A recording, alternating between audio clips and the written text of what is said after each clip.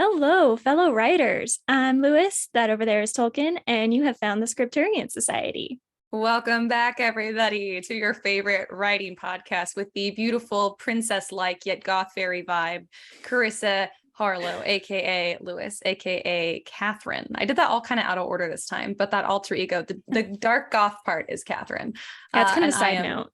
Yeah, exactly. And I am Ash O'Rourke, aka Tolkien, and we're so glad to have you here. What is your alter ego / nickname?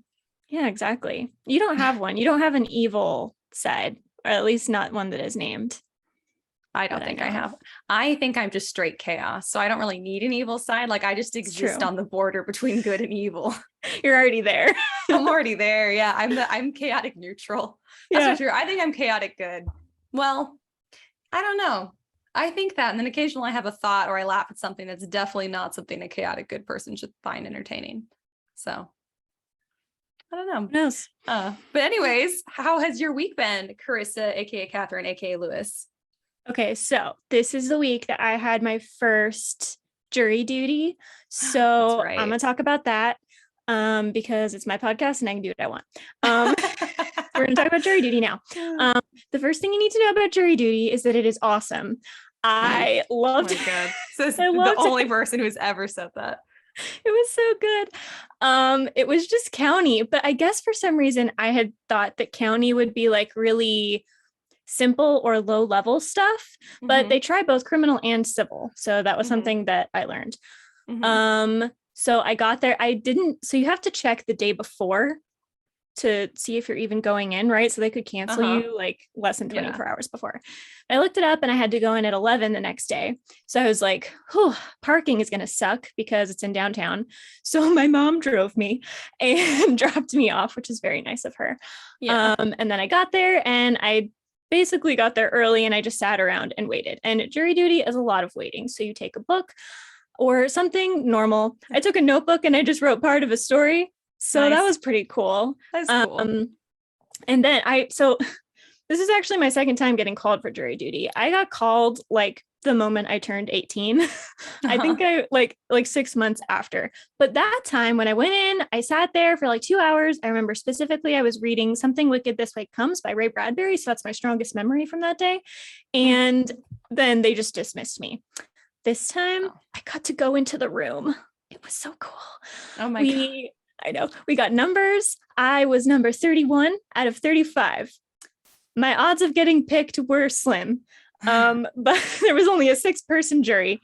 So we like go in and they put the first 6 in the juror box and then everyone else sits in the gallery. And then the judge like asks you questions to kind of vet the jury to see if they're going to be unbiased. And it's really cool because if you do have a like issue with one of the questions and you want to talk to the judge in private, you just put on these headphones and then they play this white noise machine so no one else can hear you. So you don't have to go up and talk to the judge anymore.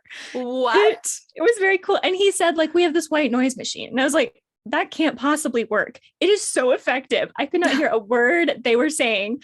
And it was pretty cool. Oh my God. So you have like, the judge puts on his headphones and the lawyers put on their headphones and the court reporter puts on her headphones and then you just talk and the rest of us are like, do. Oh my God. Eating. It was very cool. So that's also something I learned. Interesting. And I don't think I could probably tell you about the case, but I'm not going to because it should be solved by the time this comes out. But it was a domestic abuse case, which I was so excited. I was like, gosh, please get me on this jury. Yeah. But I was number 31. And so I'm guessing you didn't get on the jury. I didn't. I got dismissed. I'll get to that in a minute. But the funniest part of this is that the original 6 people that got up there, the judge asked if there was like any issue with like, do you guys just up front have any issues with being on this jury? And one of the girls was like, yeah, it kind of triggers me and I don't think I can be unbiased and okay with this. So he dismissed her. And then he asked, have any of you been tried for domestic abuse? And one of the guys raises his hand and he says, yeah, I was accused and I pled guilty to avoid it going on my record. And I was like, all right, it's possible. Don't want to like, I'm literally here to judge people, but I don't want to judge you. So I was like, all right, whatever. And you could see the prosecution just kind of being like, we don't want this guy on the jury, right? Because Yeah. they don't want someone sympathetic to the defense. Yeah. And so the judge asked him, he's like, do you think that created any sympathies in you? And he was like, yeah, I'm kind of sympathetic to people who've been accused of domestic abuse. And then the judge was like, so like, do you think you can be impartial? And he's like, yeah, I think I'm a rational person. I think I can be impartial. And I was like, okay. I feel like you just admitted that you can't completely. So the judge was like, okay. And then they moved on and they asked, some other questions. Over the course of an hour, it comes out that this guy, not only was he accused of domestic abuse by his children, he was accused twice. Over the course of a couple years, he pled guilty to both. He had a brother in prison for it. And he had like a sister or sister-in-law that had been a victim. And he's still sitting there like, I think I could be impartial. And you could see the defendant just being like, gosh, please pick this guy. And the prosecution kept being like, judge, we need to confer. Right? Like trying to get rid of him. And I don't know what it is if you're not allowed to dismiss people up front if they say they can be impartial. I don't know. But we went through like an hour and a half of this guy just insisting he can be impartial. And at this point, he looks guiltier than the defendant. I was going to say, he sounds very guilty. I know. And so everyone's just kind of like, okay. So then finally the judge dismisses him and he's like, all right. And then he left. And then after 2 hours of sitting through this, and they got through, I think like 12, 13 jurors got to like going because he dismissed people. And then the judge is like, okay, we're going to take a recess. And he like looks at his notes and he's like, we can dismiss jurors 30 through 35. And I'm 31. And I'm like, no, I so wanted this case. I was so interested. So I know all this stuff about a case I don't actually get to judge. I don't know any of the details. I didn't get like any of the evidence or anything. Yeah. But I'm like, gosh, I really want to know if this guy is guilty. Oh my gosh, that's so frustrating. And and it was, I feel like I got into the room this time. So I'm hoping that by the time federal comes up, because that's in October, I will actually be chosen for the jury. So yeah, that'd be awesome. No, God, just wait. The federal one is we're going to take this in steps. I'm preparing you for the federal case. Yes, please. He's like, you'll be familiar with the process. You'll look like you're so in the know. I'll know everything. And it was very interesting, the stuff that the judge asked them about, or us about really. And like he said, you have to apply the innocent until proven guilty thing. He's like, the burden is on the prosecution. If there is doubt, the defendant is innocent. And so people were just kind of like, you had to answer, like, can you do that? And all this kind of stuff. So it was very cool and very interesting. Very interesting. I don't think I could be impartial on a jury for a domestic abuse case. Right. I think I would try really hard, but I just don't think I could be. I mean, I could do my very best at being quote unquote impartial, but I think I have too many inherent biases that I wouldn't even catch in myself. I don't think I would be a good impartial juror for a domestic abuse case.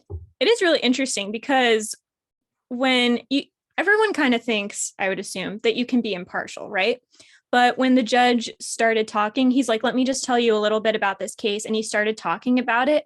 My mind immediately went to, this guy is guilty. Like the fact that he was accused, my mind just already went there. And I'm like, gosh, the innocence until proven guilty thing is so important, because until the judge outlined that, I was like, gosh, you're right. I can't just assume he's guilty because he was accused. Yeah. So it was really cool and very interesting. That is very interesting. I'm actually very much enjoyed your story. I knew I was going to also. I was like, some people are going to tune out when they're like, I'm about to tell you about jury duty. And I was like, this is going to be interesting. Yeah. And now you have all this experience. So if you ever need to write a scene where it goes and is evaluated for the jury. The white noise machine. And I just think the process of vetting the jury is so interesting. Like sometimes I think that's more interesting than the case, because you can sort of tell where the case is going to go by the questions they ask the jury and what they need them to not be biased about. So it was pretty cool. Yeah. What's it called? There's a name for it. It's called like voice something.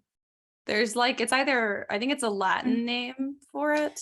Probably. I forget. There is. And when I used to work for lawyers writing stuff for them, I used to write about that sometimes. I can't believe I've forgotten it. But that's the whole questioning process. I'll have to look it up because you'll find it interesting because you're so interested in words. Yes. So, anything else besides jury duty? No. Everything else is a blur. I mean, that was really the highlight of my That's week. what stood out. That's funny. And really the bright side of not getting picked is that now I don't have to park for the rest of the week downtown. So, I mean, that was kind of nice. Yeah. But yeah, I'm really hoping I get chosen for something cool and federal. It is interesting. They just started a federal case here in Arizona that is like really big. It was this girl that got kidnapped and murdered. I think she was like 6 or 7. And that's coming up to trial. And I'm kind of glad that I wasn't chosen for that jury or that jury duty because I knew her. I like distantly. Her family was in my school system. So I probably would have to recuse myself. And I'm like, gosh, I'm kind of glad that's happening now and not later because now I might get a case. I don't know any other victims of crimes as far as I know. That's really the only one. Wow. So that's crazy. It's a tough case too. I didn't even know they had caught a guy or anything because they like found her body in the middle of the desert. It was really sad. Obviously very sad, but it also happened like 10 years ago, so I was surprised that it went to trial at all. I kind of assumed they'd never caught the guy, but nice. Cool. Anyway, that didn't really have anything to do with my week. I just really want federal jury I'm sure duty, that there's a true crime podcast that's going to go over that one though, or has already. It probably is out there, especially once the case is done and they can kind of tell you who did it according to the law. So interesting. Fun. I think the judicial system is cool. I agree. I think it's very cool. You know, it's also slightly concerning. I'm just going to keep going. When we're in the room to like all the jurors in the same room and they do like an orientation to kind of explain stuff to you. They play you this video to explain what a juror's job is. And it's just like going over stuff that I feel like everyone should know. It was like, there are 3 equal branches of the government, the executive, the legislative, and the judicial. And I'm looking around, I'm like, we all know this, right? Like, what are we doing? You would hope so, but I have been watching these videos on TikTok, meaning Javi's been showing me these videos on TikTok where there's this guy and he just goes up to random people on the street and asks them questions like exactly that, like how many branches of government are there and what can you name them? And people are like, no, or then they guess something like really outlandish and you're like, oh no, like, oh no. So there must be enough people who either never learn it or it just doesn't stick in their brain that they're like, we got to go over this again just to be clear that everyone understands. We just got to make sure. So that is wild. I don't think we spend enough time on government. I think I had like a semester on government in school, in high school, and like maybe a semester on it in like general studies in college. And like, that was it, which is horrifying. Yeah. Anyone out there in the education system, please correct this. That's horrifying. Yeah, we should the really system know by more which about we it. govern our country and live. We gotta know way more about it. Yeah. Yes. Yeah. But they teach you a jury duty, so you know that's a thing. Just really try to get on. Don't try and get out of jury duty, you guys. Exactly. You never know what you're gonna learn. Go in. Also, there was a guy that got called to jury duty. He'd been able to postpone it twice because he'd had a stroke. And I'm like, why is this poor man here? He was still clearly kind of like struggling. And he's like, I have memory issues. And the judge was like, do you think that would impact your ability to be a juror? And he's like, well, I can't remember things. So probably. Oh, I was like, let this poor man go. He had a let him go home. Take him off the jury list, man. Yeah. And then there was a girl there and she looked like she was probably 18. Like she got called right when she turned 18, like I was. Like and so I was not, we were definitely the 2 youngest girls there. There were a couple of guys that were maybe a little younger than me, but all the other women were just like so much older, and she was juror like 34. So I was like, hey, what's up? like so we didn't become friends or anything. You made a friend, sort of. I made a sort of juror friend. That's adorable. That's cute. But, yeah. Aww. So what a positive experience. I know. I love it. It's all about the attitude. You just have to really like the judicial system. And I do. I think it's very interesting. Now you've completely changed my outlook on it. Now I'm not going to groan if I get the letter for jury duty. Knock on wood. I'm going to get it and then totally be like, oh my God. But then I'm going to have to listen back to this episode and be like, actually, it could be really good, Ash. And it's also very important. So regardless, suck it up. Yep. Yeah. So if you guys have jury duty, I think it's great. If you get chosen to be on a jury, I'm jealous. So live it up while you can. Yeah. That's funny. Right. Anyway, that's it. Ash, how was your week? It's been kind of wild. Just because we've been doing like loads of chores. like I'm going out like in the morning, I'm going out on my lunch break and after work. We finished the chicken run. And except for 1 foot, because we ended up having to add a whole foot of fence. And so because we added it at the end, we didn't think about the fact that we hadn't dug down and put wire into the ground. So the chickens were really happy out there for a few hours. And then Brownie found the 1 foot of fence that she could dig under, under them, and killed like 4 chickens and a guinea. So that was very upsetting. And Brownie, we are currently looking for a new home for her, not to punish her. We love her very much, but the problem is if there's a 1% chance she can get to the chickens to kill them, she's going to. And our flock has already been wiped out so many times. So I think that my brother might actually take her, which would be great because she's like obsessed with him. And then if not, one of Hobby family members might want her, which is great. So we still get to see her some. So she's not being punished, but that was just like pretty traumatic overall. Yeah. But then we ended up fixing the chicken run the right way. And the chickens, because they have the memory of a chicken, have already forgotten the atrocity that happened to their flock. The slaughter.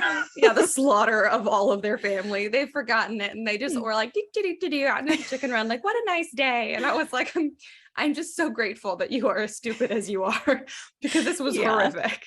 That's why animals need short memories, so they can forget terrible traumatic events. Exactly. Yesterday I was like, God had to make chickens this stupid because they're just too edible. Like it's too horrifying. Yeah. So I'm glad that they're as stupid as they are. I think it's a mercy. And so we're doing our best to keep them alive. But, Don Alejandro, our rooster, he managed to somehow get over the fence today, too. Because I've been like going back and forth in my head, like, well, maybe now that the fence is fixed, we can keep Brownie and she won't get to them. But the only reason she didn't kill Dawn when he flew out today was because she was in the house. So I was like, inevitably, every now and then a chicken is going to find a way to get out. And she's going to kill it if she's out there, because she will and has, and will do it again. She has no shame. She's like a different dog when she's outside, and she's like the perfect family pet inside. So anyways, so that's all been a little bit stressful, but the chicken run's done, which is nice. The greenhouse is mostly done, which took a lot of work too. We mowed, I trimmed a bunch of trees. I planted jalapenos in a little like pseudo greenhouse area of my garden, because it's definitely way too late to plant them, but I just kind of want to see if I can do it in this little like greenhouse thing.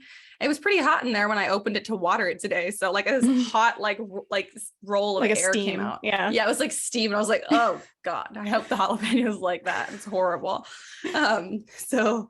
So that's done. I mowed around my garden some. I'm just listing off my chores because it's just been a week of chores, because Hobby's birthday party's this weekend. So we've been trying to get the property in shape. And then tomorrow is house cleaning day. Today, we also got the garage organized, which was a massive endeavor.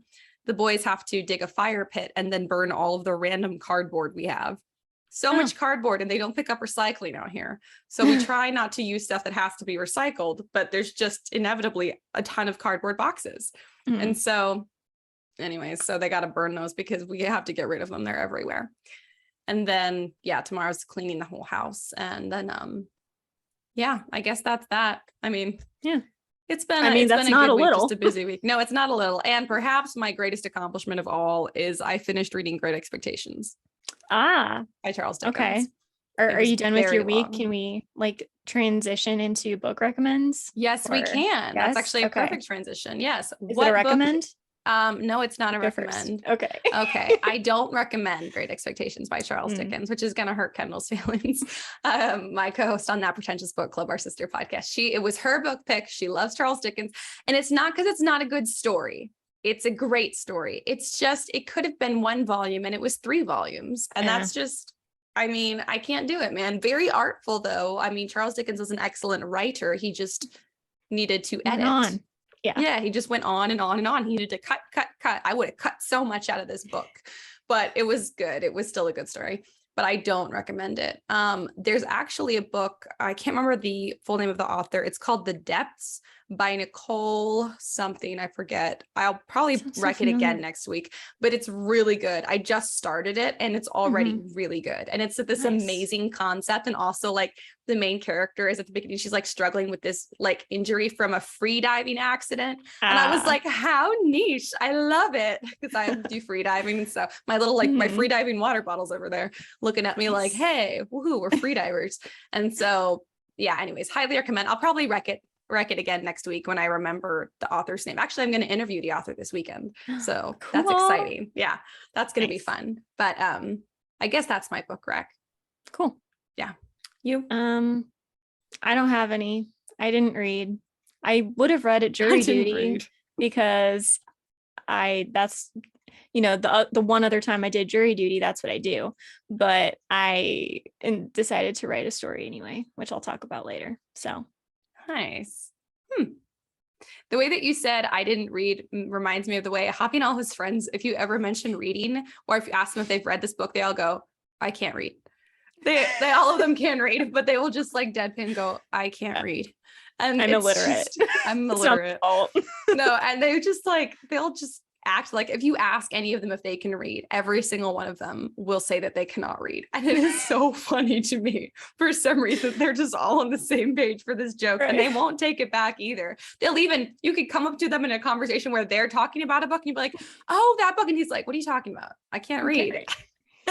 I'm just thinking, like, is this some kind of military conspiracy that like we can't let the world know that our military can read? So in conversation, you just have to pretend you can't. You are never to admit it. No, like I asked him, I was like, why is it that you don't like when I put subtitles on the TV? And in reality, he doesn't like it, I guess, because it kind of gets in the way of part of the screen, which I get, but like I need the subtitles. Okay. But anyways, he said, well, I can't read anyways. Like I can't read the subtitles. So I'm like, okay, whatever. Oh my gosh. That's so weird. Funny. Has he ever admitted that he can read? Has he ever said that out loud? How do you know it's a joke? You know? I mean, I've seen him read, or maybe he's just pretending. Maybe I need to make sure the book is right side up the next time I see him pretending to read.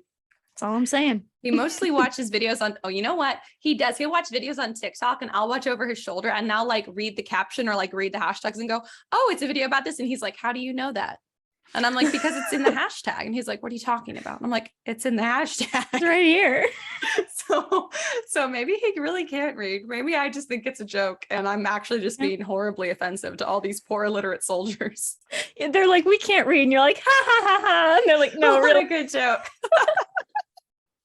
Oh, God. They're so funny.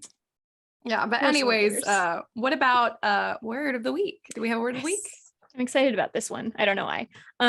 It's Bathetic. It is spelled like pathetic, but with a B. So Bathetic. And is producing an unintentional effect of anticlimax. So I didn't use this for a story. If you read a book, it wasn't satisfying at the end. It was pathetic. If you, I love it.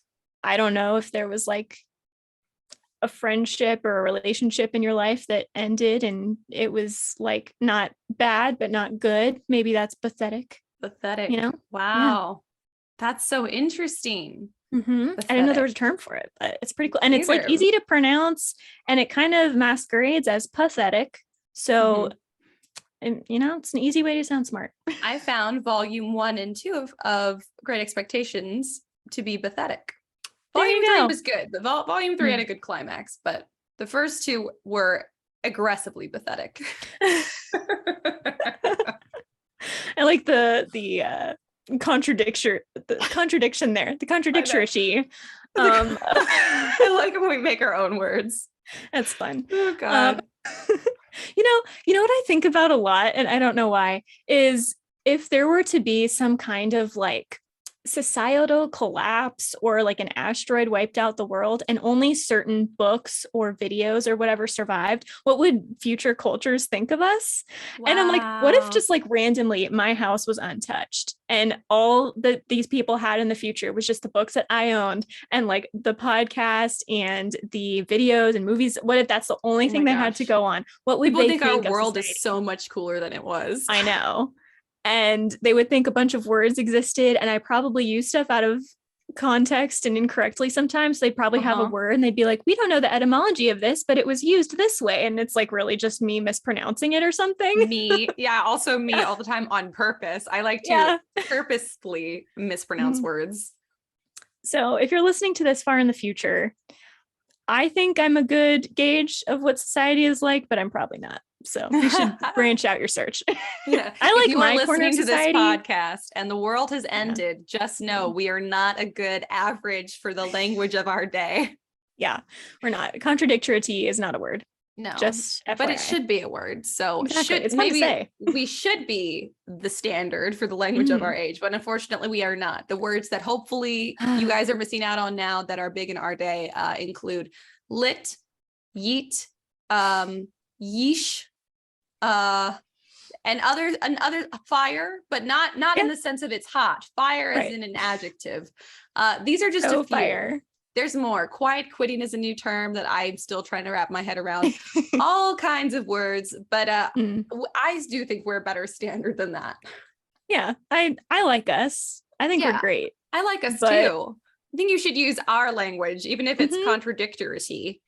Exactly. That's fine. Or Bathetic. Don't be Bathetic, but use Bathetic. Yeah, use it. Anyway.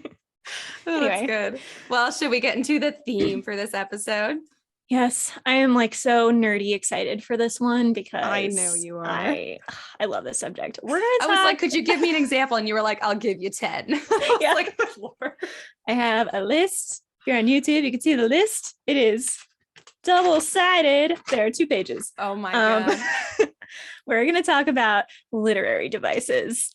And I love this. This is so exciting. And if you're like, oh, checking out boring. No, it's not. It's really fun. And also it's very useful. And you should probably know because a good mix of literary devices in your work is really what's going to make it not good, but it's going to make it stand out and stuff. So you can there are some on these lists that you're like, I don't like that. You don't have to use it. Yeah. Someone else that is using it and in a different way and etc. will have a different voice and the story will have a different vibe. So literary devices are just very cool.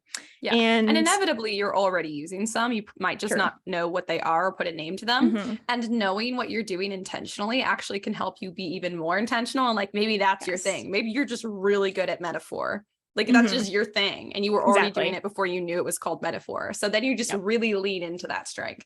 But if you hadn't known, you wouldn't have known to lean into it. So it is important to know. It does sound like something an English teacher would try to get you excited about. It does feel to me like Catherine is like being an English teacher. She's like, guys, this is really going to be a fun class. I promise. Yeah. And they're all like, oh, when is lunch? Oh my gosh. I had some great English teachers. It might be part of the reason I'm a writer, but I had one in high school who we had really nothing to do because I think it was before a break or whatever. And she's like, you know what I'm going to do? I'm just going to diagram sentences. You guys don't have to do anything. I'm just going to diagram them on the board for fun and you can watch or you can chat or whatever. So she did it. Everyone is like, great, we're going to chat. And I'm like, I totally want to know how you diagram a sentence. Oh my gosh. That's so fun. Yeah. I think I definitely became a writer because of, my English teacher in 5th grade, who later I found out was convicted of a crime I'm not going to talk about on here because I don't know too much about it. But suffice it to say, it was horrifying to find out. But it also goes to show that man is the reason that I fell in love with writing. So no person is completely all bad or all good. There you go. I have him to credit for deciding I was going to be a writer in 5th grade. So. I mean, I think I was already writing, but that was when I was like, no, I'm really going to be a writer. It was awesome. I am inspired. I'm going to do this. It was good. Yeah. Nice. Yeah. Okay. Anyways, so do you want to give me some of your favorite literary devices? I kind of want to go down the list and then kind of talk about them as we go down the list, if that's cool. Got it. Yes, I will just chime in if you hit one of my favorites. I'm sure you have more than mine because you're more educated than me. I suspect I know what yours is, but we'll see when we get there. If you had a favorite, I think I know what it is.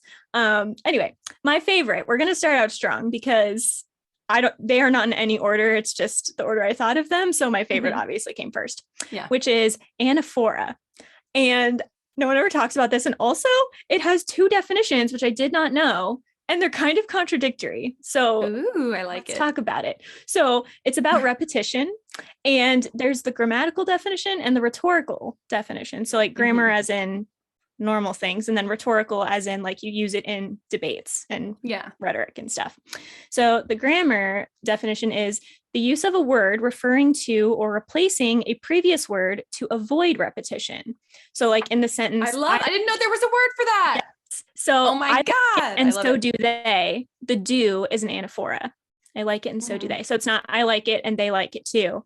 It's a replacement for the term so you don't sound repetitive. Okay, I love anaphora. Guys, I love it. That's great. my list of, I didn't know there was a name for it. See, exactly what I was telling you guys. See, the great thing about literary devices is that that's such a broad term. So sometimes you hit on something that's very specific and then other things that are very broad. And I feel like this one is very specific, where you'd probably do it unconsciously, but it does have a name and a purpose. And it is something that people do very purposefully to avoid. It's kind of like it creates the flow in your story so that you're not repeating the same word too many times. Yeah, exactly. So it's great. Wow. I didn't know there was a name for it now, because I've even given people notes like when I'm editing their manuscripts, and I'll be like, you want to use this here, so let's try and switch it up so you can use the same word again a paragraph later. I could have just been like, let's use an anaphora here, or let's to change things up. I could have actually used the term. It sounded like really intelligent.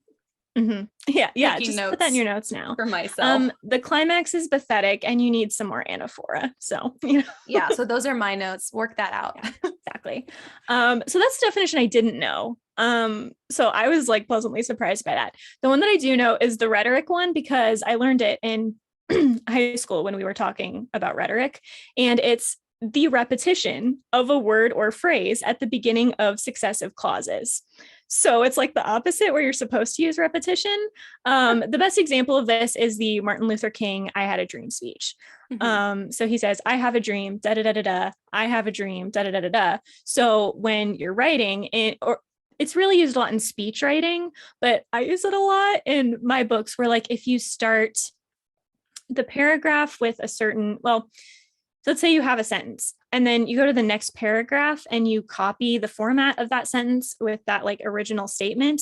You just kind of give a different conclusion to each of those sentences. I think that's a really cool flow. I use it a lot in my books. That's interesting. It creates a certain rhythm, and it inherently puts emphasis on the thing that you are repeating, right? Yeah. So when you think of the Martin Luther King Jr., I hope everyone knows what that is. When you think of the Martin Luther King Jr. I don't know, people are out here not knowing the 3 branches of government. So these are both very important things. If you know nothing else, know the 3 branches of government and the Martin Luther King "I Have a Dream" speech. It's important morally and legally, but it's also just really well written. So I mean, I think the repetition is cool. It puts that emphasis on the "I have a dream," like this is something we can do. It's possible. It's kind of like the thing that I am fantasizing about and whatever. And so all of the things that come after that are less memorable, right? I kind of know I could finish the sentence like maybe twice, but that "I have a dream" sticks in your head. It really forces the listener or the reader to remember what you're talking about, and it will stick out in their mind. So if there is a point in your writing that you really want to emphasize, come up with some kind of initial clause and then end it like 2, 3, 4 different ways in succession. And people will remember it. It could be a great way to do some foreshadowing, stick some foreshadowing in one of those statements so that people can recall it when it comes time. Or just to add some rhythm. I like to use it to conclude chapters, because I don't tend to like cliffhangers. Well, I do like cliffhangers in chapters, but I don't tend to end on dialogue. So, I mean, it just depends on your style. Could open with that's really great. If you don't end on dialogue, that's a really great way to end a chapter.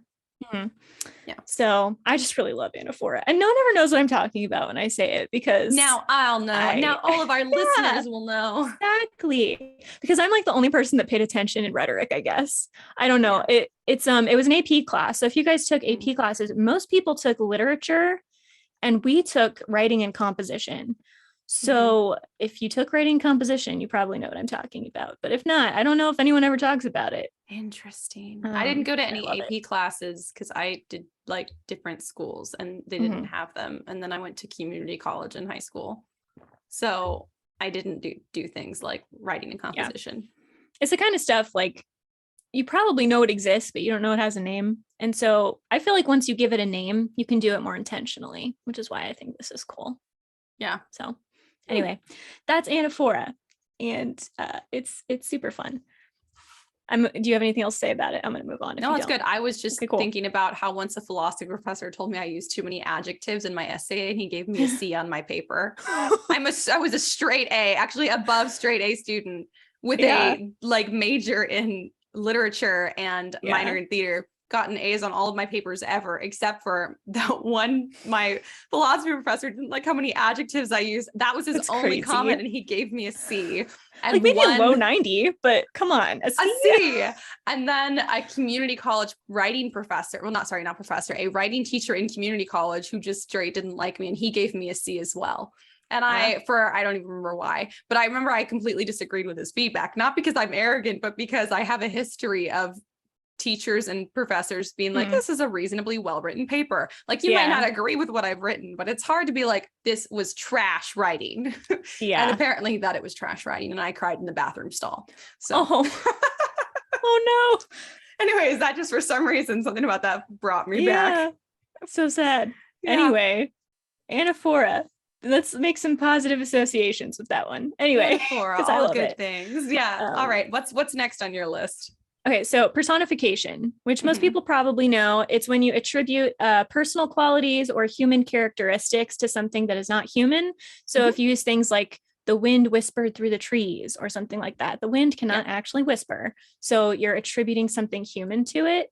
Yeah. And I think personification is best when you're describing a setting, because the more human you can make a setting feel, the more it's going to stick out and be really vivid in someone's mind. Yeah.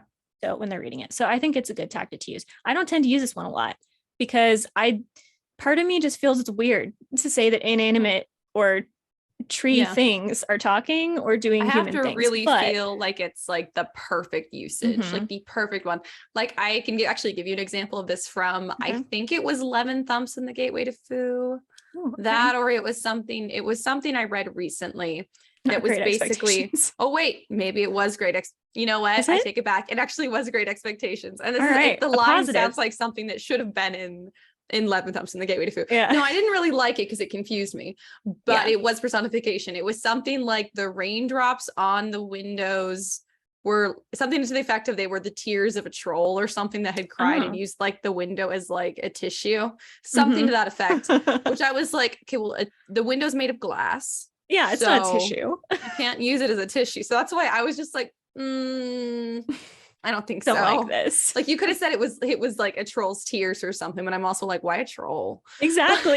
That's what I was thinking. I'm like, troll is so specific. I had a lot of like questions about that personification in every way. And I was like, oh, I don't like it. The personification is great. I do think it's something that you use more sparingly than other literary devices. Ideally, I probably use it a couple times a book. Like if you're doing it all the time, it feels kind of like a try hard thing to do. And also inevitably it's going to really be hit or miss for some people, because like there's people like Catherine over here who don't really enjoy personification that much, or people like me who are like, I take issue with that exact specific use of personification. So I just think it's something to use sparingly. And if you feel really confident, or if you're using something like the wind whispered in the trees, because that's a really common personification that, you know, most of us have heard it before. So it's not like anything you really think twice about. Right. There are a lot of very common personifications that probably don't even register as personifications because they're used so much. Yeah. And I think you can use those without worrying about being like, how many personifications have I used? Yeah. But otherwise, if you're like a personification, like every chapter, well, I guess that depends how you do it. Could work. More than once a chapter is a lot. I would say maximum once a chapter for a good personification, unless it's one, like we said, that you kind of just breeze past because you already know it. Yeah. And I would say that the key to personification is to make it as simple as possible, not boring, but simple. So like Tears of a Troll, very specific, unless you're writing a fantasy series that is about trolls or has trolls, and there's something distinct about troll tears that you've already described, I would just say tears. Stop it. Husband just opened the door, grabbed his tail, made a fart noise. I'm sorry. I'm sorry. Repeat your last sentence. What did I say? I said, if you're going to go with Tears of a Troll, it should be in some kind of a fantasy series or somewhere where there are actual trolls. Yes, and where you've described it as different from other tears. If there's not, then just say tears. We all know what tears are. You don't have to get too weird and vivid about it. So yeah, I agree. I think less is more with personification. So something to keep that's in my mind. tip for that one. And if you're like, gosh, I love personification, I use it all the time, that's great. That's going to contribute to your style. Again, that's the purpose of literary devices.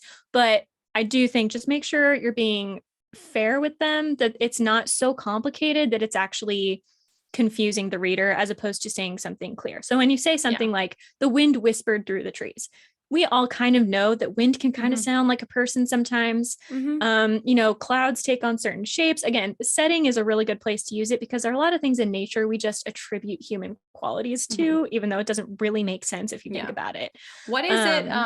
I was trying to remember if it's the same word personification or it's a different word, isn't it? When you attribute like an animal-like characteristics, like the ocean roared like a hungry lion. Like, isn't that a different term? It might be. I guess I would just call that like a simile or metaphor, which we'll get to. But that's true. I think technically if you attribute something human to an animal, that is also personification. So like personification has to be human. True. Yeah. That's like human emotion. Yeah. I mean, you can absolutely say that the ocean sounded like what did you say? A howling lion or something like that? Hungry lion. A hungry lion. I don't know if here's the problem. I don't know if hungry lions roar. So I wouldn't use that metaphor or simile rather, because I don't actually know that that's the sound. I would probably use something that I feel like is a more universal experience of the sound than that, but just as an example. Exactly. Yeah. Also, lions don't howl, which is what I said. They roar. I was like, interesting. She thinks they howl. So that's what I mean. Don't try to get so like flowery with your personifications that they start to not make sense.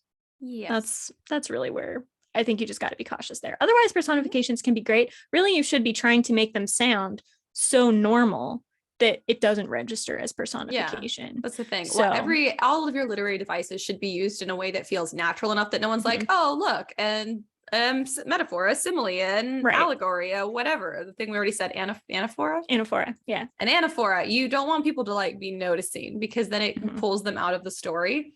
It should just be something they're absorbing. So if you've put, this can happen sometimes when you're like really into something or really proud of something, you put too much effort in to like that one aspect. And then it makes it like stand out more than like the rest. Like, it's like you drew like a picture in colored pencil. And then the one thing you're really proud of, you went in with a permanent marker and outlined it. And it's like, oh, that's weird. Now the picture looks weird. That one thing looks great, but the picture looks weird. Yeah, exactly. So that's kind of what happens.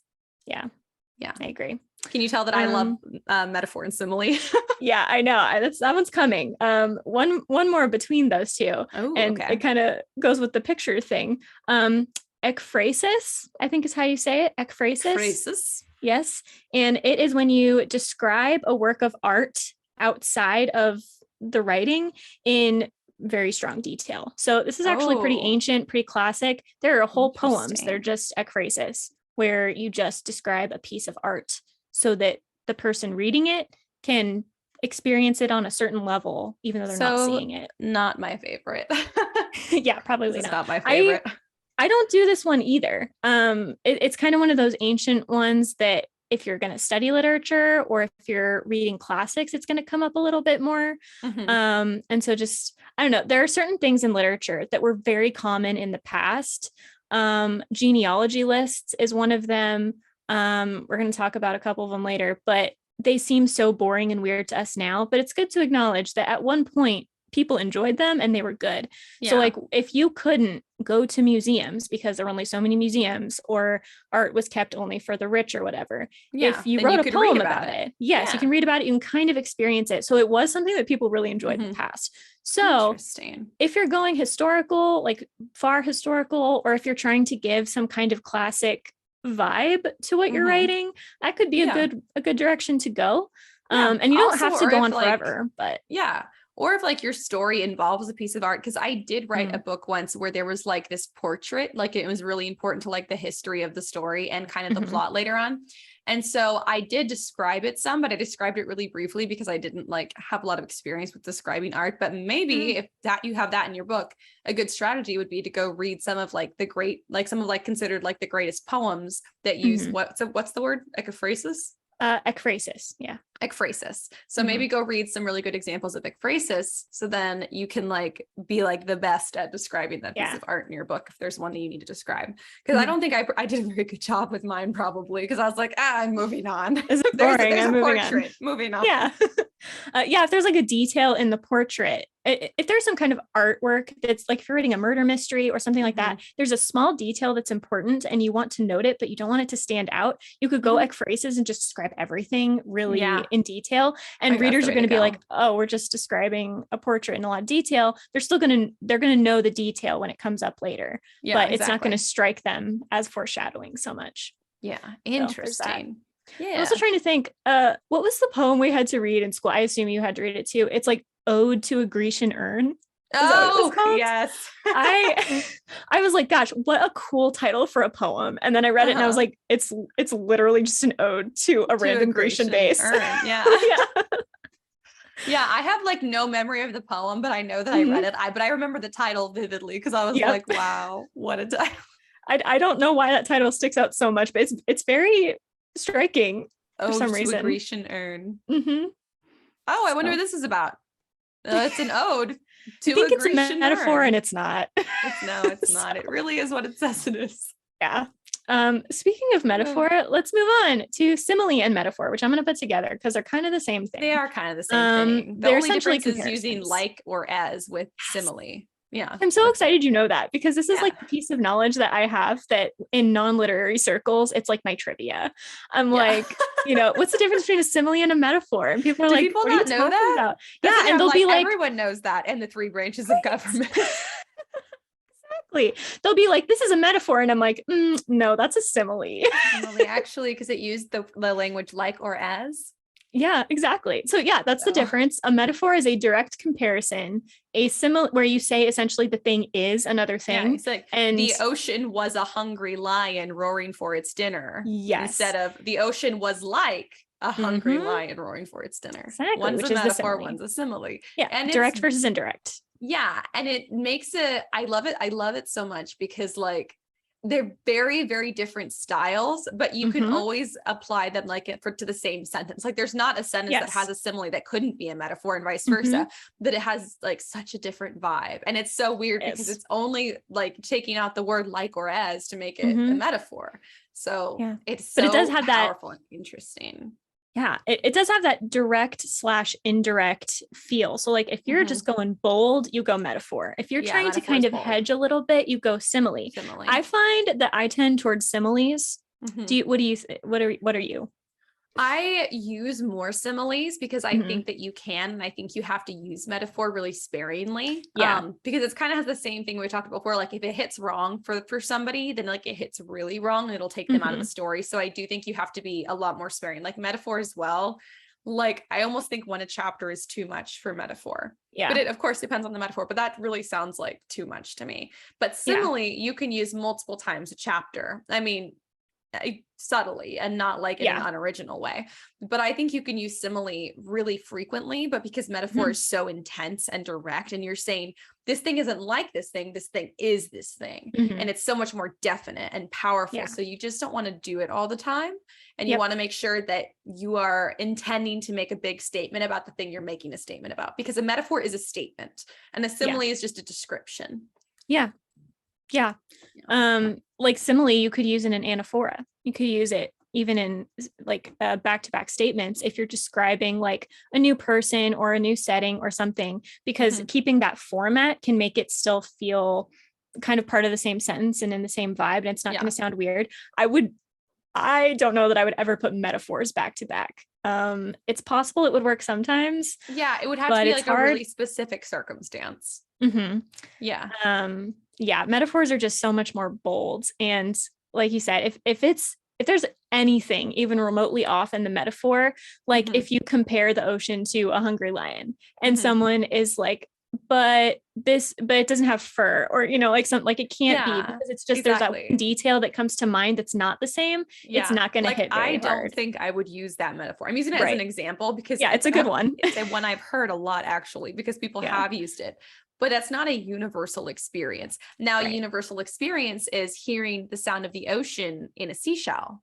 Yeah. So everyone pretty much thinks that sounds like the sound of the ocean. So you can say it's somebody picked up a seashell and heard the ocean inside. Yeah. Okay, that's a metaphor, but that's a metaphor that's so universally accepted and universally experienced that it's not like a really bold statement, and it just flows beautifully. But not everybody thinks that the ocean in a storm sounds like a hungry lion. So you have to be careful. So exactly. So then you'd use a simile. So you can still do it, but you use a simile instead of a metaphor. Yes. So the metaphor is like saying it's not like this to some people. It is this to everyone. Right. Some people it just feels like you're forcing it. Yeah. A metaphor does kind of feel like you're forcing it. I think metaphor is just, it's just too powerful. Like it's too powerful to use a lot. You have to use it sparingly. And I love it for that purpose. I don't use it very often, but I do love it. You wouldn't think, I think reading my writing, that I love metaphor as much as I do. Because I think I probably like it more than simile. But I use simile a lot more than metaphor because I respect. It's just more versatile. Yeah. We have to respect metaphor from a distance. We only go up to him when we need him. We just occasionally ask for a little help here and there.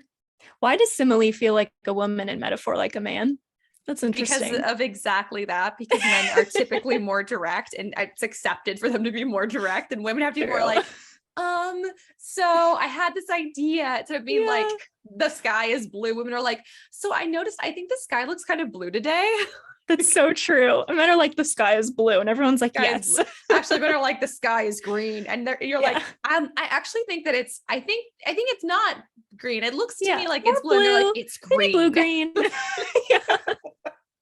It's true. Gosh. They do. Metaphor does feel like a stereotypical tradition of man, and simile feels more like woman. Yeah, that is super funny. That is weird. Just one more thing about metaphor and simile. I think I don't know. This might be debatable. I think you should strive away. It's kind of the opposite of personification. You should kind of strive away from the super common metaphors.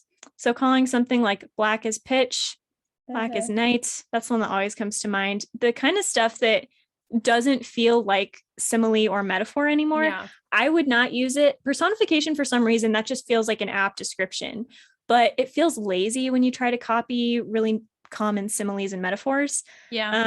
You want to go for if you're going to use one, come up with your own, like, really unique one. Again, accessible, something that everyone knows is dark or black, but not maybe pitch. Also, no one actually knows. Some people do, but not everyone knows what pitch is. People know what pitch is. Yeah. So you can pick something else, like black and heavy, like the velvet in I don't know, where's their black velvet? Like, find something different. I'm thinking of like theater stuff where there's been like black velvet, but like I would have to really think that out to be like, okay, and where in the theater, and how would other people know of this in the theater? Yeah, something everyone knows about. Yeah, you got to pick something everyone at least is somewhat familiar with. Black like the wing of a raven. Yeah. Not the most original, but a lot more original than pitch or night. Exactly. Yeah. Yes. So I do think uniqueness is good in similes and metaphors, because they are metaphor is more striking than simile, but both of them are striking enough that you don't want to draw attention to copying someone else's statement, right? Yeah. Personification is going to kind of go under the radar in a good way. The simile and metaphor are probably going to stick out a little bit more. And you want to make sure that what people are therefore noticing is yours, and it's not plagiarism, but not what someone else came up with originally. Yeah, exactly. I feel like ML Rio did this in When We Were Villains. That's just a sense that I have, because you've no examples, but you feel it. I feel it. I do know for a fact that like ML Rio was like a master of literary devices, and very, very original in her application of them. I can say that with some confidence, but I do feel like she did that really well. So highly recommend you guys read If We Were Villains by ML Rio. Very, very, very good. Very I'm going to read it one day. But I can't believe you haven't. You would so love it.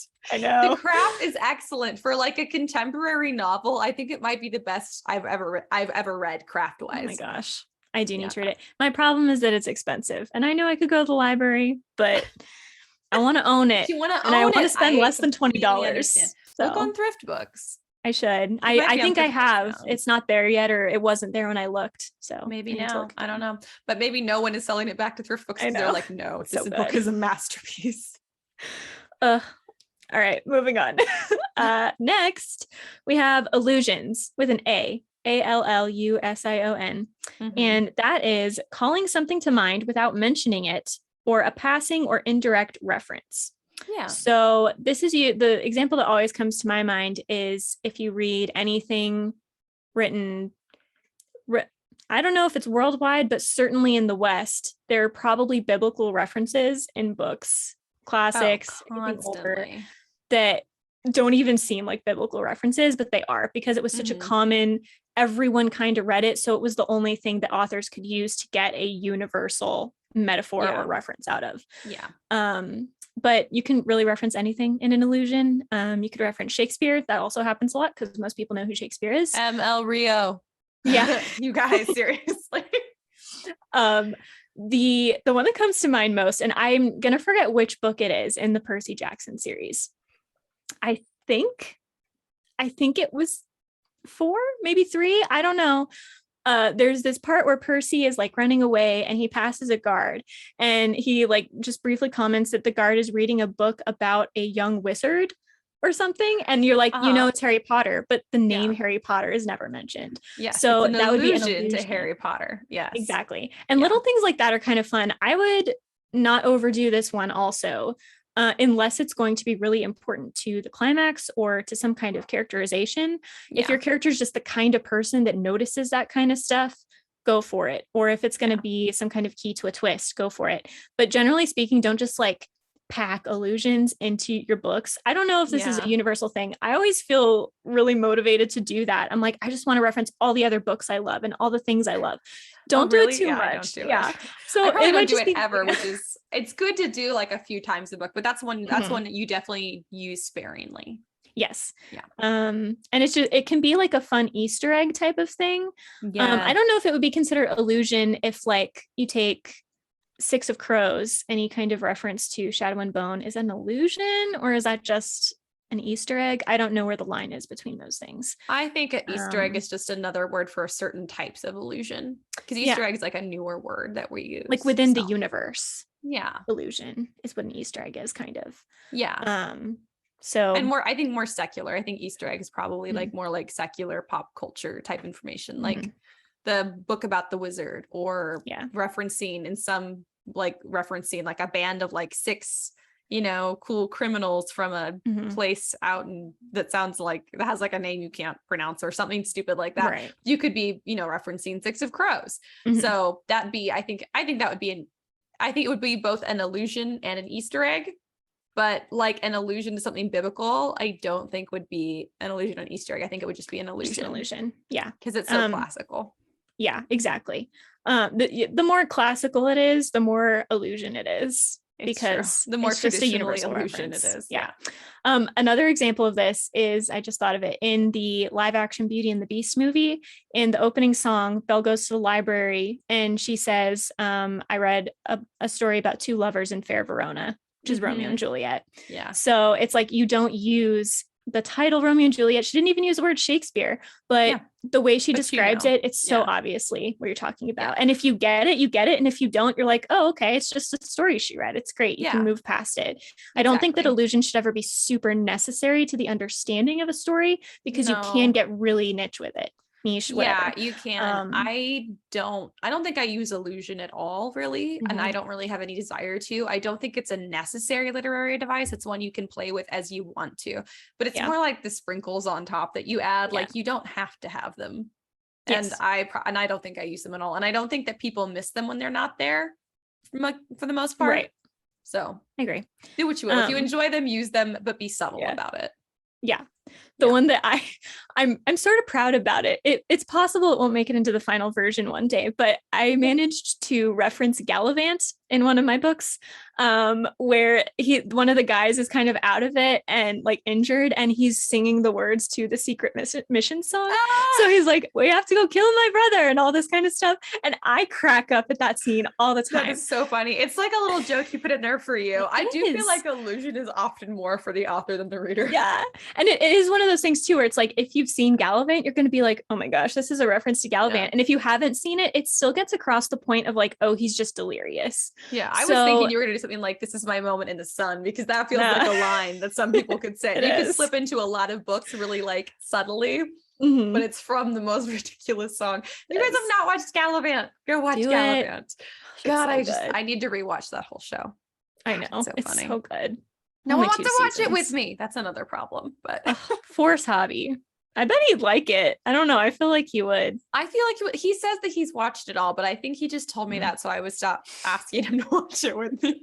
It's like when he tells you he can't read, he's just getting you on his back. I'm like, he doesn't. There's no way he's actually seen it and he actually can't read.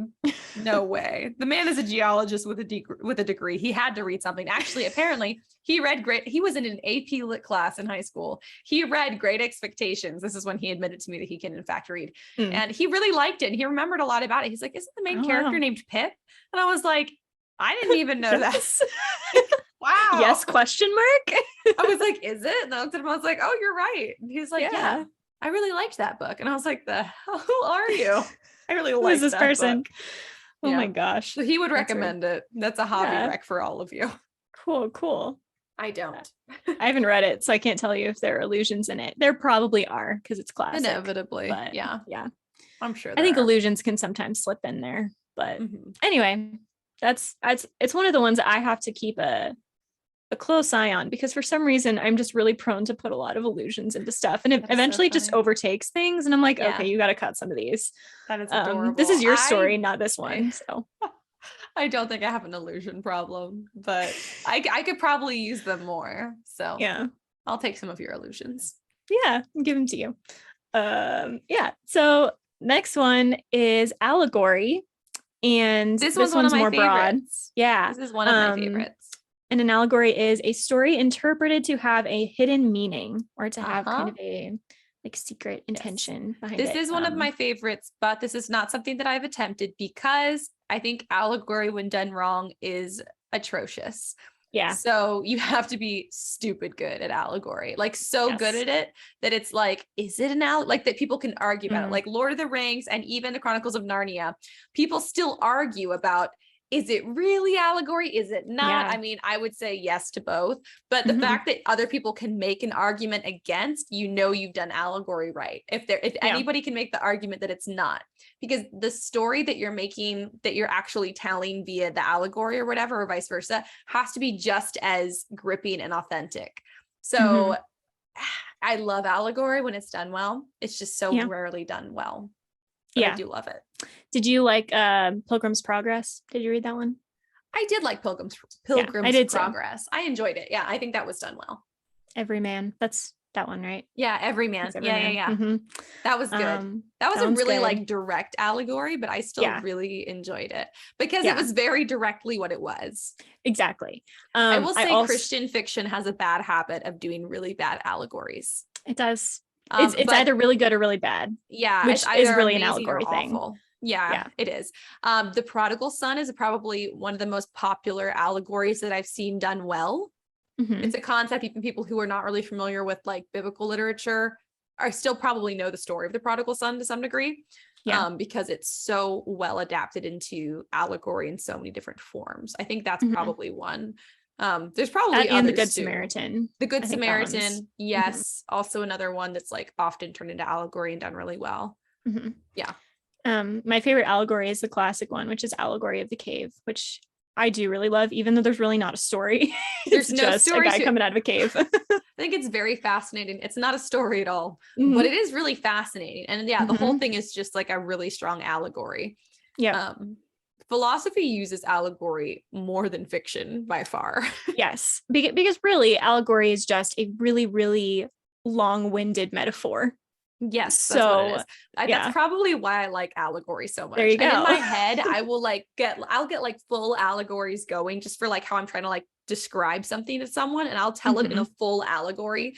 I probably use allegories in my language and communication far more than my writing. Yeah, everything means something different. You're like, it's like this, but also we're talking about this. But we're talking about something else, but it's really that. Well, because sometimes if you talk directly to somebody about like some specific issue, they'll have already like have their own like preconceived notions or like their own ideas about it. So if you want to circumvent those and you basically want to present information to somebody on a totally clean slate without any of their inherent biases, that's what allegory is really good at, is because it slips all of that information in this completely new way. So you circumvent all of the preconceived things that they knew about that. And so it can really change people's mind. I think allegory has a much better chance of changing someone's mind than outright telling them what you wanted to communicate. Even if it's the same thing you're saying in the allegory can get past the barriers. And that's the whole, I think, purpose. I think that's generally the purpose of allegory, is people trying to get past the initial like comprehensive barriers to really like communicate in a deeper way. Right. Now I'm thinking it's not an allegory, but what is that? It's a satire, and it's called a modest proposal. Is that what it is? I think we read that around the same time that we read Allegory of the Cave, which is why it's coming to mind. It's not an allegory, but it's satire, which wasn't on my list, but satire is also a literary device. It's one that I enjoy from other people, and I'm not very good at myself. I don't think I understand it very well. But a lot of comedic theater is fully satire. So it's very heavily used in the theatrical world and playwriting. So because I think A Modest Proposal was it the potato famine or something like that, where the guy was saying in order to solve the famine, all the Irish should eat their children, which of course is satire in the sense that satire is essentially taking a political point, sometimes a religious point, and like blowing it out to ridiculous proportions so that you can kind of see what's going on underneath the surface and how ridiculous it is. And so he's, people were, I think, if I remember correctly, giving the Irish like this weird advice that was not going to solve a famine. So he's like, why don't they just eat their children? That'll solve everything. Yeah. And it's just, satire is so fun. Is it Mark Twain? He did a lot of satire. Oh yeah. He did a lot of satire. Yeah. And it's hard to do because it is really bold. And you're making a very direct statement about something, and that is usually not taken well. It's like the opposite of allegory, because some people don't realize it's satire and then they get mad, and then the people who do realize it's satire but strongly disagree with your point, because you tend to be making a pretty bold point and that's where you're using satire to communicate it, then they get mad. So whenever you write satire, you just have to know that a lot of people are going to be mad, which is why so much theater has been banned over the centuries, because the statements they were making in satire, like political leaders would be like, absolutely not. You are not allowed to say that. Even though they're like, we didn't say anything. And it's like, but you did. And we all know it. Is it satire in the episode of Avatar when they see a play about themselves? Or is that just funny? I think it's just funny. Okay. I think it's just funny. But satire is used in theater a lot. It's probably also the most common reason that books get banned and things get banned, because it's so hard. Like if you take things too literally, it either sounds like this guy is actually telling you to eat your children, or you don't, even if you understand it, then you're like, I don't like what you're actually commenting on. So it can be tough to do. It's not subtle. If you're a very literal person, you probably don't enjoy satire very much. It's like sarcasm. It's like sarcasm. It's very often offensive to a lot of people, but it's intended to make a point. Like that's where it's like, I think that's why I would say that the Avatar episode where they watch the play about themselves is not satire, because I don't really think that that's to make any particular point. But if they did that and it was to make a point, then I would say it was satire. So satire typically has a purpose, and it's usually a purpose to communicate something that everyone's really mad about. True. Yeah. So or satire was mad about. Right. Or should be, I guess. Or should be mad about. Yeah. All right. The next one is hyperbole, which I always think of the Brian Regan epitome of hyperbole skit, but it is hyperbole. I don't even know what skit you're talking about. But I knew it when you said epitome of hyperbole. I was like, oh my God, it's so good. Brian Regan is hilarious, and he is very, very funny. Yeah, and he like has a skit about mispronouncing words. But anyway, it is pronounced hyperbole, not hyperbole. It's spelled like hyperbole. I use hyperbolic language in my communication a lot, because I'll say things and very literal people will also not understand. This is another thing you have to watch out if you're talking to someone who's very literal, or even if you're writing for an audience that you think might be more literal. They're not going to understand hyperbole as much. Or if you're talking to someone and you use hyperbolic language, it's going to go over their heads. This happens to me constantly. People will be like, oh my God, what are you talking about? Like, you really think that, or that really happened? And I'm like, I'm using, and I always call it comedic hyperbole, because I usually use it as a joke. I'm like, I'm using comedic hyperbole, which means I made it sound more exaggerated than it was. Yes. because it's funnier that way. Mhm, So exactly. comedic hyperbole. Right. Because it's in, just to define it, it's in exaggeration for effect. So Yeah. So you could yeah, do it for it could be emotional, like dramatic Mhm. effect, or you could do it for comedic effect. I think Yep. it more often succeeds is when it's used for comedic effect, because for Mhm. dramatic effect can sometimes kind of almost cheapen what you're trying to increase the drama of. Yes. Yeah. I think the big thing with hyperbole is that you do not want to accidentally use it.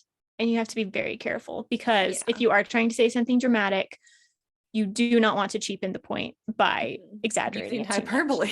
Yeah. Weirdly, by using hyperbole. Yeah. Yeah, exactly. I see this a lot sometimes in book series where obviously the stakes need to get higher with each book, but the Mhm. language in book one will just be so strong. Like, this is the worst thing that has ever Yeah. happened. And I'm like, well, how am I supposed to buy that book two is the worst thing that ever happened? Then you already Yeah. told me this is the worst thing. Yeah. So you want to be careful that you're not going too far too fast with hyperbole. Yeah. And that you're not emphasizing something that you don't want to put emphasis on. So if there's a really small Yeah. detail, don't use hyperbole. If it Mhm. is really important, then use hyperbole. Don't Yeah. accidentally slip it in there. Yeah, you need to be very cognizant, very aware Mhm. of when you use hyperbole. I would say you can usually not use it at all. You can usually avoid using it. I think it's Mhm. more useful in like verbal communication with people. Yeah. I think it's Using far more dialogue, useful. maybe. Yeah, in dialogue, exactly. I Mhm. think it's not typically useful in like narration. I think it's typically much more useful in dialogue. So that's just something to think about. But if you're not going to just use it in dialogue, just be very sparing and very careful, because when used for drama, it often, if not most of the time, really cheapens the point that you're trying to make more dramatic. So Mhm. Yep. mixed feelings about hyperbole. I love Yeah. it for comedic hyperbole, even though Yes. nobody understands me. Like, So yeah, if you're reading a really comedic book, maybe it'll work there in prose. yeah, But exactly. just be Or if doing you have it a very character who's purposefully. like really snarky or really dramatic, then they Mhm. use comedic hyperbole. Something like, the ones where someone's like, oh my God, I thought you'd never come back. I'm like, I thought I was going to waste away from hunger. And it's been like an Yeah. hour since that character is eaten. They're using Mhm. comedic hyperbole to be Exactly. funny and also to say, I'm kind of hungry. Right. But it's very obvious. Hyperbole, I think, should also be obvious. I don't think it's Mhm. like, you don't want it to be subtle, like a Right. simile. Like, you want people to understand it's a hyperbole. Yeah, Because that's true. where all the confusion comes in. Like, when people get mad at Mhm. me, is because they don't realize that I've just used hyperbole. Yeah. They're like, True. what are you talking about? And I'm like, it was an exaggeration on purpose. Yeah. I don't actually feel that strongly. Exactly. Yeah. Yeah. Yeah. You made all my points, so that's good. Yeah. So the next one is onomatopoeia, which is my favorite word to spell, Onomatopoeia. because I always get it right and I never think I will. It is the Wow. most difficult word I know how to spell really well. I've never spelled it right in my entire life. Onomatopoeia. Onomatopoeia.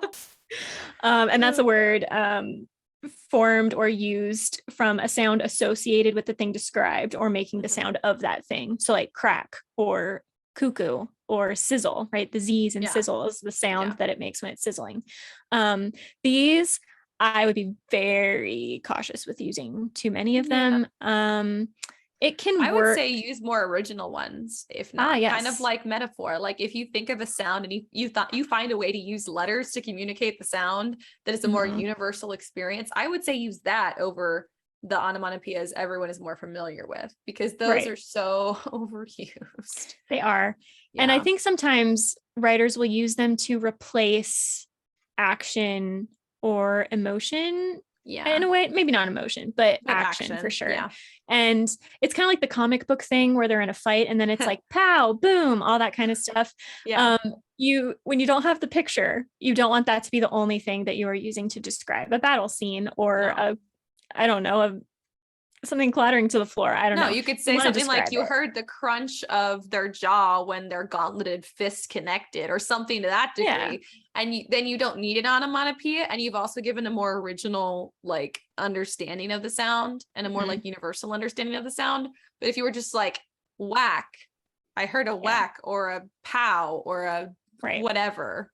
And then I looked over and saw someone crumpled. Like, that's actually one I've heard a lot, where there's an onomatopoeia. Then I turned and saw someone crumpled on the ground. It's a very what happened?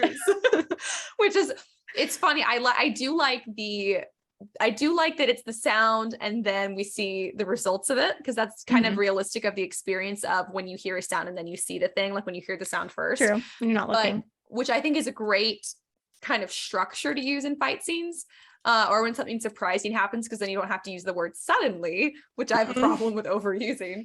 But you do want your onomatopoeia to be unique. Like, I think crunch is a unique enough one. I don't think it's used all the time, but like bam, pow, zap, kaboom. There's comic probably book stuff. Yeah. If it could be used in a comic book, please don't use it. It's like just across the board. There's probably others too, but as across the board as a rule, if it could be in a comic book, please don't use that onomatopoeia. Yeah. I tend to generally think too that if you're going to use an onomatopoeia, you should own it and you should put it in italics. I pretty much always do that. I agree. Italics or even capital letters, which I often say don't, but occasionally I'm like, if you're really like, if a character is straight yelling and or the sound was insanely loud, that is what capital letters are for. So use them very sparingly, but capital letters, italics, onomatopoeias, and yelling. This is when you have your opportunity to use those. Yep. And don't use them anywhere else. I mean, the italics you have other uses for, but capital letters, stop it, you guys. I'm serious. And do not listen to me. If you use all caps, you don't need more than one exclamation point. Oh gosh. You don't need more than one exclamation point, period. But ever. But even sometimes when you use all caps on an onomatopoeia, you could even just put a period and not an exclamation point. Never, ever, ever use more than one exclamation point ever. And never, ever, ever put an exclamation point and a question mark. Stop it. Stop it. Preach. That is what italics and capital letters are for. Please, I'm begging you guys. I'm begging you. Please. You see, this is an issue for her. I assume you've had to read a lot of stuff where that happened. So many. I've had to read so many manuscripts where I'm like, stop. It'll be like exclamation mark, question mark, exclamation point. And I'm like, no. You know, I do find myself every once in a while really wishing that I could use an exclamation point question mark, because it's a question, but they're yelling it. But don't do it. It's not a thing. No, you could do all caps or italics. This is the thing. I think there's very few things that you can't communicate with italics or all caps that you just have to use an exclamation point for. You use an exclamation point so rarely. Yeah. About as much as you use metaphor in a book. Like truly, very, very rarely. Yeah. Anyways, that's a totally different, that's just a pet peeve of mine. But put your onomatopoeias in italics. That's what I think, because then you have to own it. And then you look at it and you're reading through and you're like, is this really necessary? Did I use this as an out, or is it contributing to the story? And readers then know it's an onomatopoeia, which I guess is just nice. Yeah, it's true. I think also onomatopoeias, if you're having a moment where something happens in a scene and you don't want to say suddenly, or you're really struggling with the transition from before the event happens to after the event happens, as human beings, sometimes the first thing that we notice when something changes around us is sound. So that's when onomatopoeia can be really useful to transition from one moment to the next without having to say suddenly something happened. So that's a really good time to use onomatopoeia. So if you're struggling with transitions or saying the word suddenly a lot, which is a problem I have, onomatopoeia can be useful, but has to be original. Has to be original, and use italics or all caps. It's a tool. Don't overuse it, you guys. Yeah. Agree. Yeah. Okay. Next one is juxtaposition, which I am really bad at. So I put that one on here too. I love juxtaposition. It's so good. So juxtaposition is placing two things close together for contrasting effect. So on a broad level, foils are like this in books. So like Hermione and Luna in the Harry Potter series, they are, Hermione is knowledge in the logical way. Luna is knowledge in like the mystical way. So they are opposites. And so when they're together, there's a juxtaposition between their opinions and ideas and all that kind of stuff. Yeah. Yes. A like sentence one is something like all's fair in love and war. Yeah. Love and war really shouldn't be put together, but if you do, they create a contrasting effect. So and it's interesting. I am really bad at these. I think this is why people like enemies to lovers, is because typically the juxtaposition between the enemy's character and the lover's character, whatever, the protagonist and quote unquote antagonist or pseudo antagonist who falls in love or whatever.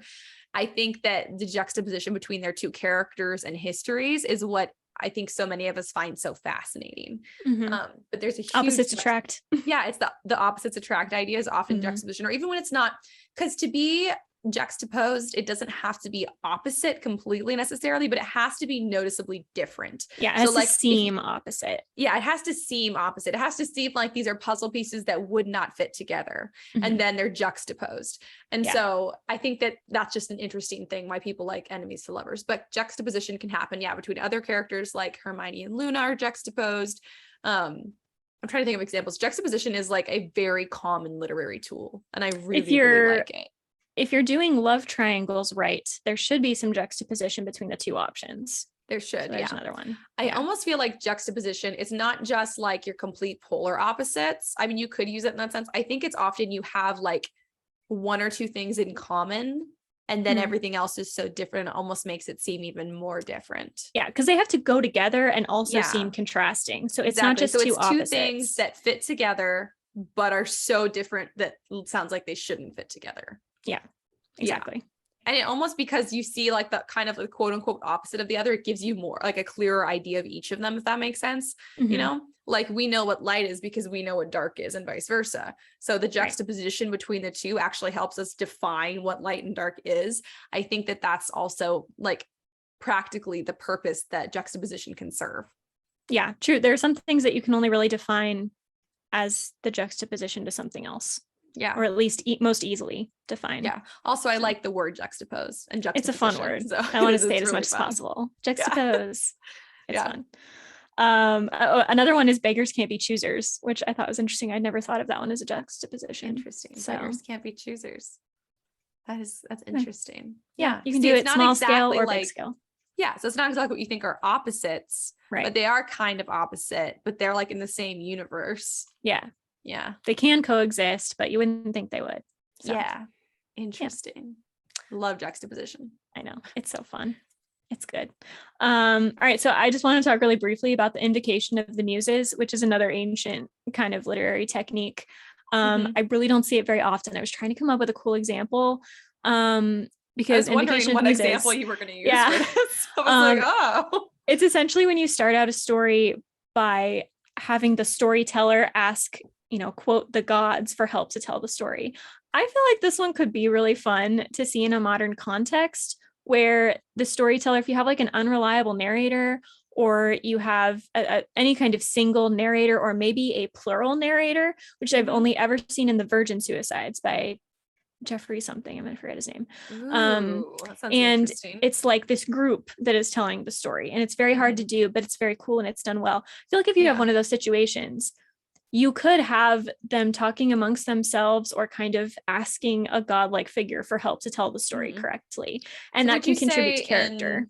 In Hercules, are the movie version of Hercules, which is very much not like the myth, not accurate at all. But you would say the muses act as an invocation of the muses in that story? I think so. Yeah. They're kind of this group narrate, and invocation of the muses does not have to be a group narrator. I'm just saying it's kind of cool when you do it that way, where whoever is telling the story just kind of says, I need some help telling this.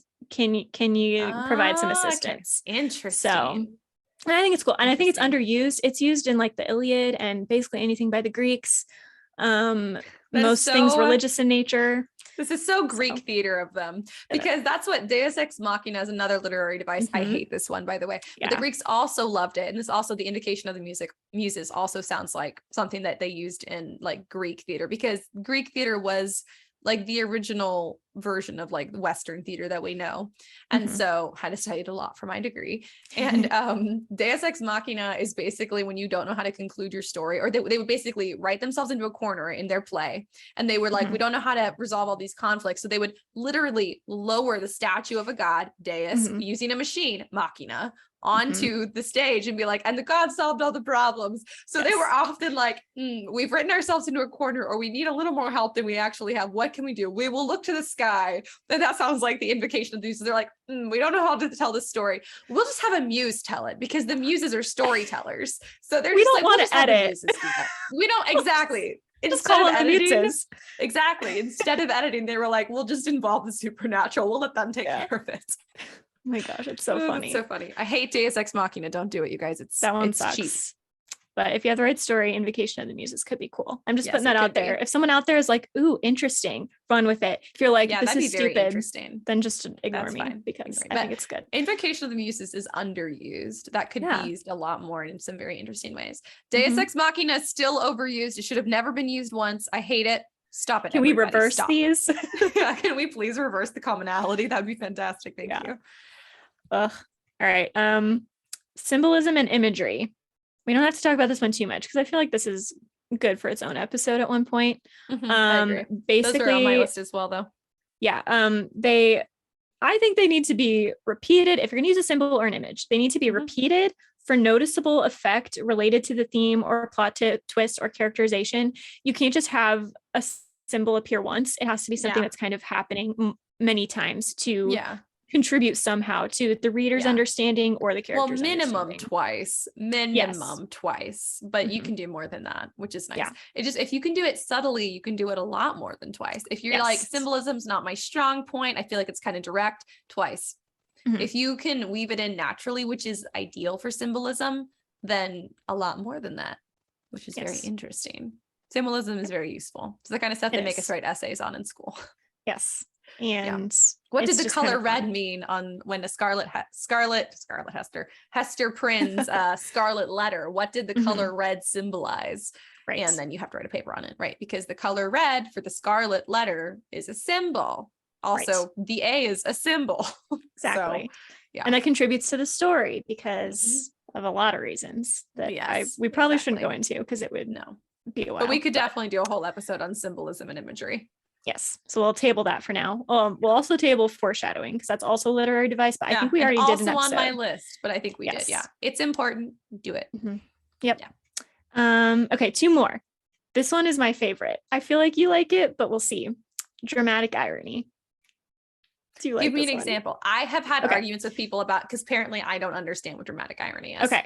So dramatic irony, I'm pretty sure, is when the audience or the readers know something that the characters don't.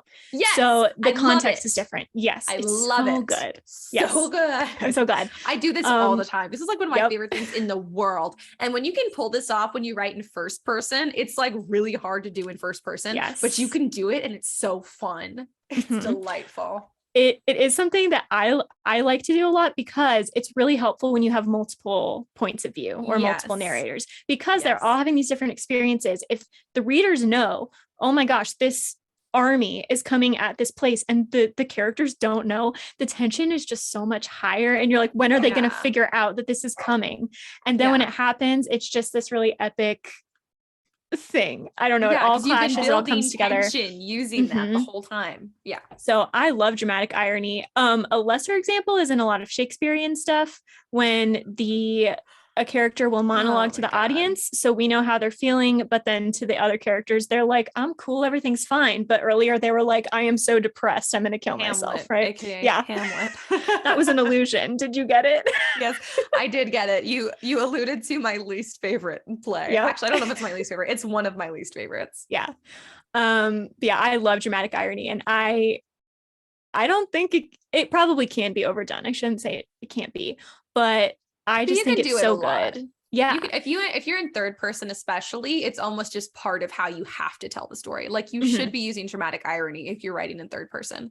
If you're writing in first person, you should still try to use it at least a couple times, but it's harder because you're writing from the perspective of a character. So typically your character knows what your readers know at the same time, but it's still fun to try and pull off here and there. I think it's important to every story, but it's like, I feel like it's kind of necessary in a story that's told in third person. Yeah. Cause you want to use the third person. You want there to be a reason that you're telling it in a wide enough perspective that there's more going on than just the characters. Yeah, exactly. So you kind of, it would be really weird. I don't know why you would write in third person if you're. Yeah. And it can be on the subtler side. So I'm not going to go into too much detail because it's really deep in my series, but in the series I've written, there are 2 sides of a war, right? And I have point of view characters on both sides of the war. And sometimes one will just plan outright what they're going to do. And I'm just telling the readers, this is what's about to happen. And then the other side will just be like, this is going to be a great day. Everything's fine. Everything's normal. And the readers are like, no, this is about to go so bad. That's true for multiple perspectives in first person as well. Anytime you have multiple perspectives, you should definitely be using dramatic irony. You could do this in some kind of a romance, especially if one of them is not as honest as they should be, right? If they're keeping something from the other person and you want the readers to know. Morally gray boy who doesn't want to admit that he's in love, but we love it. Well, I love it. Karissa doesn't like it as much. I like it sometimes. Every now and then. It depends. Yeah. Just a little, just a touch. Exactly. So I don't know. I just really like dramatic irony. And I don't know that it's something, I think this is one of the things you probably do on accident and you don't realize that you're doing it or that it has a name or anything like that, because it is just so fun to plant little details that you're like, I hope the readers pick this up and kind of see what's coming before it comes. Yeah. It's not a plot twist. It's pretty blatantly known. It can be subtle, but it's pretty blatantly stated most of the time so that the tension builds. Yeah. And it's so good. Cause then if the character is acting differently, but you know that there's something going on that the other characters don't know, that's going to come to a head at some point. And if it's a plot thing, that's going to come to a head at some point, and it's just very cool. Yeah, so I totally agree. All right. What? Okay. I had a weird note. The last one is another one that I am really bad at, and I wish I was good at it, but I'm not. And that is puns. Puns are fun. So those are plays with sounds and meanings of words to produce new and often humorous ideas. My handwriting got really bad, which is why I paused. I have in my notes, I am bad at these. And then also I found one, if there is in some kind of a scene, a container of butter, you could use the pun, I'm outside the margarine of error. Or outside the margin of error. That's the one I found. I did not come up with it. You were so funny. Yes, but how often do you feel you can use puns in a book and get away with it? Not I feel often. like the answer is dialogue. Dialogue. You can have a punny character. If you have a character who is punny and that is their thing, then you can do it. I would at least, if that character's punny, they need to make more than one pun. I would say more than 2 puns for the whole book if they're a punny. Yes, punny it needs to be their thing. It is typically their thing. Punny people are typically, doing it a lot.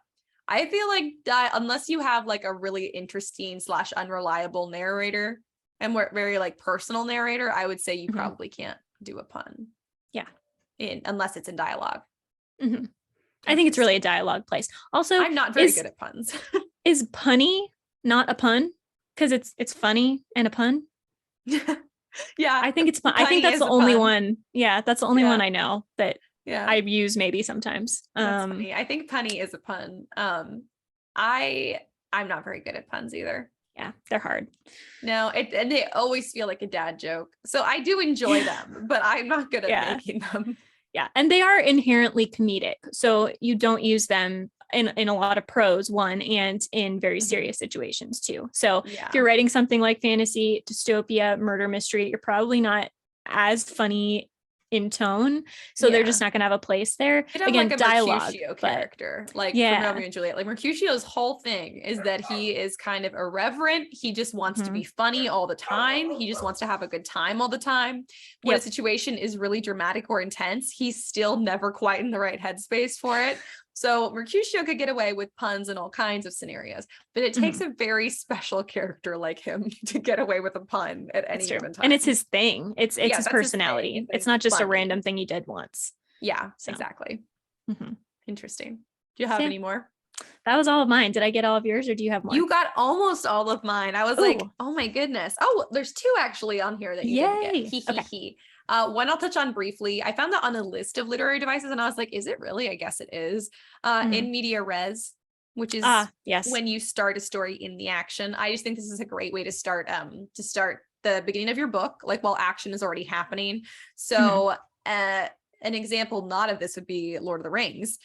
Where the first book starts out with like, long descriptions of Middle Earth and Hobbit life. Exactly. So that one you don't jump directly into the action. Most books these days, I feel like do start media res, where you start to a certain extent. Yeah. To some extent. Something is going on already by the time we start the scene. You definitely are not already like in like the height of the drama. Like I want to say Percy Jackson, because we reference it a lot. I feel like that starts a little bit in media res, because he starts out with the whole line about like I didn't want to be a demigod. It's dangerous. They're going to come for you. And so although we haven't gotten nearly into the height of what's going to happen in the book, you get the sense that something's already going on. And that's in media res, and I think it's useful, so I was going to touch on it. But it's very common, so you might already be using it and not know what it is. My other one that might be a little more niche to me, but I really like, is a archetype.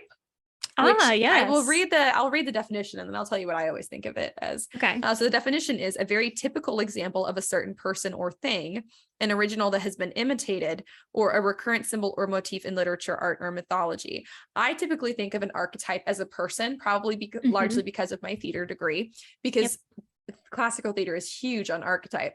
But archetype, whether it's a like a symbol of a thing, whether it's, you know, an example of a certain person, or like a figure that everybody knows. Typically, I think of an archetype as like, you could write a character who's an archetype of Hercules, or you could write a character who's like an archetype of like Joseph from the Bible, or Mary from the Bible, you know? So like, I typically think of an archetype as a sort of representation of a person who's really well known, but it doesn't have to be. It could be an archetype of some character from Gallivant that you really like.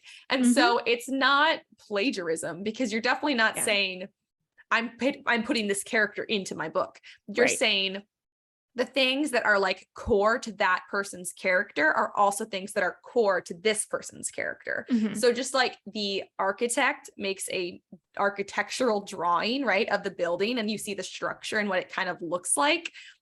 That's what the archetype of a person, an existing character, is for your character. So use them as a sort of like drawing structural plan for your character, but it's still a completely different character. Like two houses that have the same structure can look completely different and have completely different vibes. So that's kind of the idea, is that you give them all of the same like basic characteristics or really important characteristics, and then you make them your own. And I just think that's really interesting. And it's often used in like coinciding with allusion and allegory, which I also enjoy immensely. So archetype, it's like a character or a character illusion, essentially. Yeah, it's like a character calling illusion it back to something. Exactly. And it can be really useful when you're telling an allegory.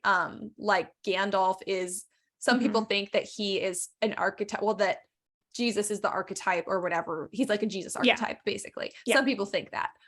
So that's, you know, just one example that a lot of people recognize. But you can use anyone as an archetype, but I just think it's fun and interesting. And if characters don't come naturally to you and you're like, my character feels kind of flat, you might just consider using archetypes, like just to see if that helps you like get a better idea for who your characters are. Is like, pick a couple characters you find interesting, or you'd be like, how interesting if that person was in this world, and then you make them your own. You just give them a couple of the key characteristics. Like if you're going to take, I'm going to think for an example, is there someone I can like break down that we all know?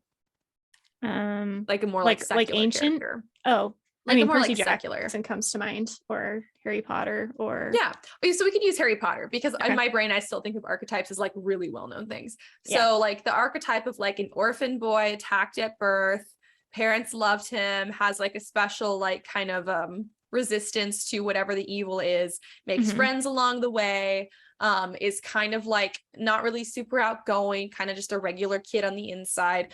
All of these things are key characteristics that we would recognize about Harry Potter. You can put those characteristics in a completely different character, and it will be a completely different character, but using the Harry Potter archetype. And so it's fun, because your readers, to them, it kind of feels familiar but new.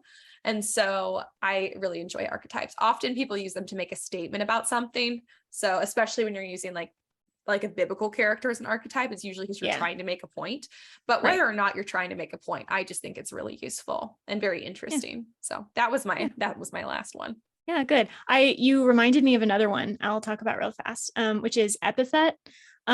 Which is when you take like the person and then you give them a title, essentially. So like Harry Potter is the orphan boy. So in like your prose or whatever, if you've used Harry's name a lot, you can then say, and the orphan boy to kind of avoid that repetition, kind of like with anaphora. I love that. Yes So you can, I'm thinking too about Percy Jackson, like if you're talking about Zeus and Zeus is coming up a lot, you can call him the Olympian, or the lightning god, the god of lightning. Something like that. The prick, the electricity prick. That too, that works. And a lot of titles, a lot of titles do this. So I'm trying to find one on my shelf that's like a real epithet. Nothing is coming to mind. I can give you one for the book that I'm writing now. Okay, yeah. Actually, I ran my title by you recently. Yeah. I don't know if okay, I'm going to give you guys my title, but TM, trademark. It's mine. You can't have it. So the first book in the series is called Shades of Poison, and the series is called The Death Guard's Daughter, because the Death Guard's daughter is an epithet for the main character's name. I'm not going to tell you guys yet because it's too much information, but TM, don't take any of my stuff. They're all mine. But I think that's an epithet. Yeah. Yes, it is. And I just think they're really fun. I think they're great for titles. Because they're, I don't know, they're just fun. And I also think you can use them if it's a really obvious one, you can use them in your actual prose writing to avoid repeating names too much. If it is very clear that that is the person you're talking to, if you like 10 people in a conversation and you know there's only one of them that's an orphan boy, then you can use that. If there are 3 of them, don't use the orphan boy because then that gets confusing.